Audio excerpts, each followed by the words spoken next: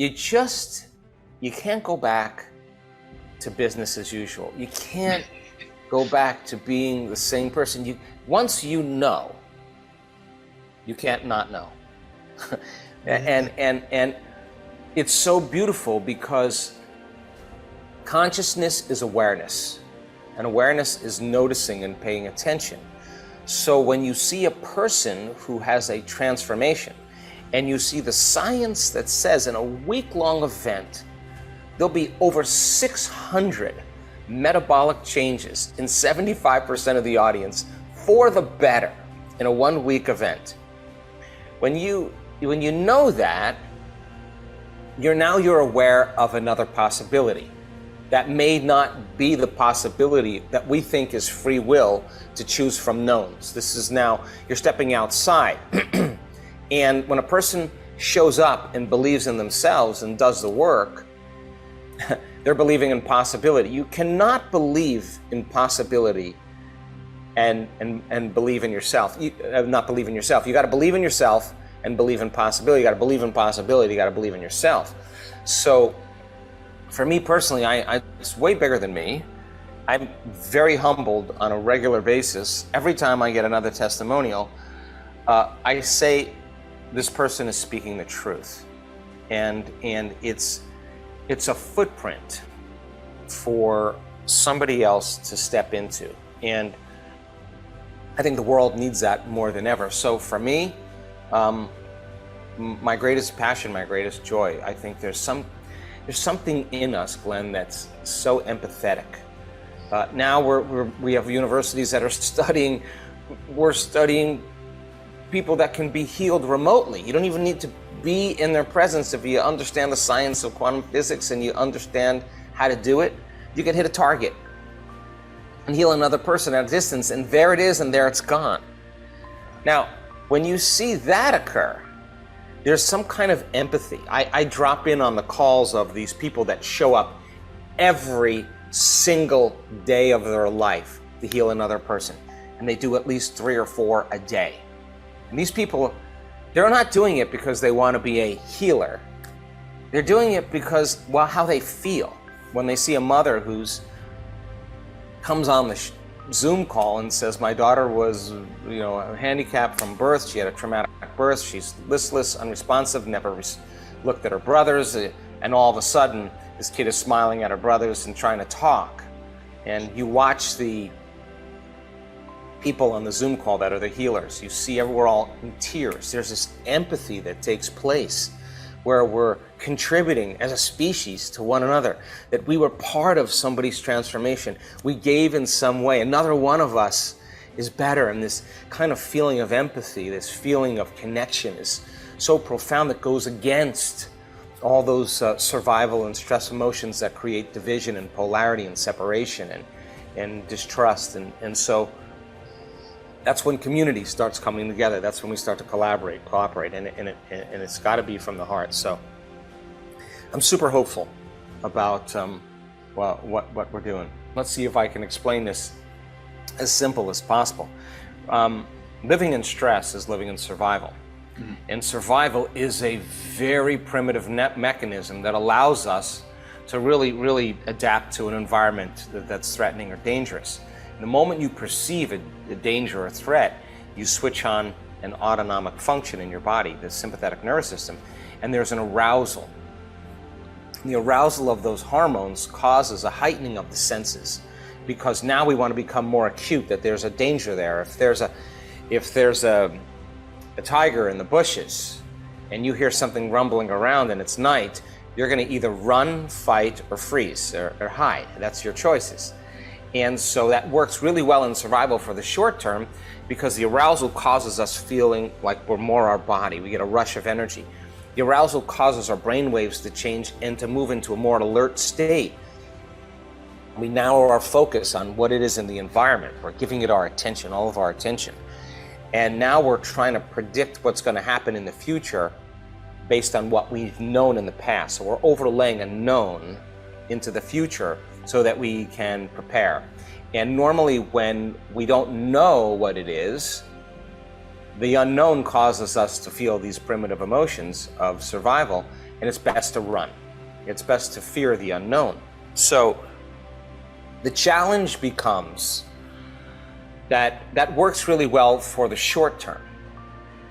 But when you switch on this system and you're mobilizing enormous amounts of the body's energy and resources for some threat in your outer world, there's no energy in your inner world for growth and repair. There's no energy for long-term building projects. And we start tapping the body's vital resources, and that's what creates mental health or physical health or spiritual disease, right?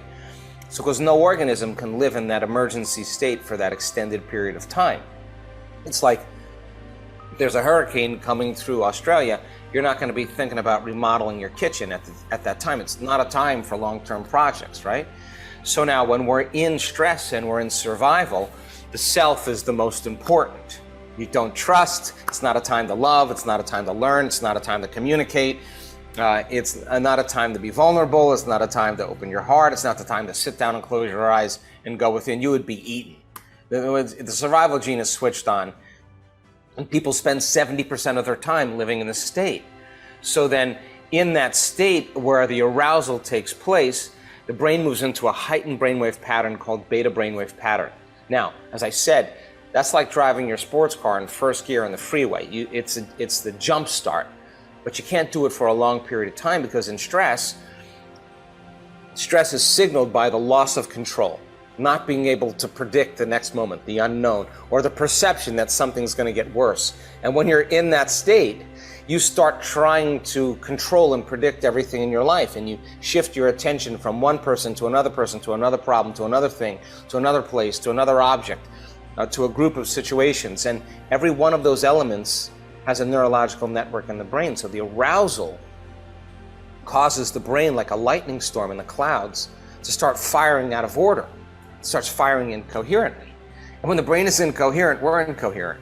When the brain isn't working right, we're not working right. So then now the person is aroused in that state. It's never occurred to them that they could change that. In fact, they're telling you, I am this way because of my boss, because of my ex, because of my past, because of the news, because of the global situation, whatever it is. And what they're really saying is, I'm using something in my outer environment to validate or justify why I feel this way. So then that means then they're also going to be dependent on something in their outer environment to make them feel better. Whether it's a drug or a treatment or whatever it is, complaining, whatever it is that makes them feel better. And the moment they notice that they've done something and they've used something outside of them to make that feeling go away, they'll pay attention to what it was. And every time they feel that feeling, they'll become dependent on it. So now they're more dependent on their environment. So then the subconscious program is when things are good, you feel good. But when things are bad, you feel bad. So you're completely victim to your environment. And the environment is actually controlling the way you feel and think. Now, anything that controls the way you feel and think, you're victim too. So I say, Glenn, why are you in such a bad mood? Well, I'm in a bad mood because of this person, this circumstance, this situation in my life. What you're really saying is something in my outer environment is literally controlling my feelings, my emotions, and my thoughts. So then it turns out that when the person is in that state and they're in that aroused state, their heart is beating because the sympathetic nervous system switched on, but they're not running. They're not fighting, they're not hiding, they're stepping on the gas pedal and they're stepping on the brake. And the heart starts beating very incoherently. And incoherent waves in the brain and incoherent waves in the heart diminish energy. So energy goes out of the brain, energy goes out of the heart, we stop thinking clearly, we stop rationalizing very well, we can't plan for the future, we're uninspired. In our heart, we don't trust, we can't feel gratitude, we can't feel appreciation, we can't feel love. It's not a time to feel any of those things. So then that's the beginning of disease, right? So the person starts thinking about their problems and they turn on that stress response just by thought alone. And if the hormones of stress push the genetic buttons that create disease, then your thoughts are going to make you sick. And the question is, if your thoughts can make you sick, is it possible that your thoughts can make you well? And by the same means, if you're using every person, every circumstance in your life to reaffirm that dependency on that rush of emotions, then you become addicted to the life you don't even like. And that's why change is so hard, because you'd rather suffer and be in pain than take a chance in the unknown, because the unknown, you can't predict it. So people cling to the familiar and cling to the known, and so they become dependent on the environment. So what we found out was, is there a way to make the brain more coherent? Is there a formula that we can teach people? Instead of narrowing their focus on the material world, narrowing their focus on everything known, what if they broaden their focus and they put it on nothing, on space? If they broaden their focus and they open their awareness in this way, what happens to the brain? And we found the brain gets really organized. What if they traded fear for an elevated emotion, and we taught them how to start working with their body? Now here's the answer to your question.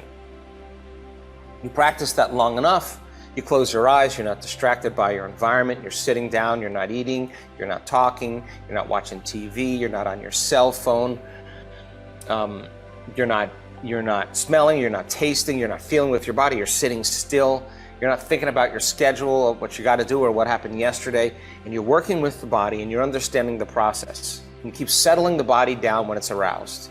You keep watching your body wanting to get up and do something, you keep bringing it back, and you're training your body to a new mind. It turns out if you keep practicing this, the body finally surrenders to a new mind, and there's a liberation of energy, and the person releases a little of that anger, they release a little bit of that fear, and the body can relax more into the present moment, and energy moves into the heart. We've measured this so many times. But once energy makes it to the heart informs the brain.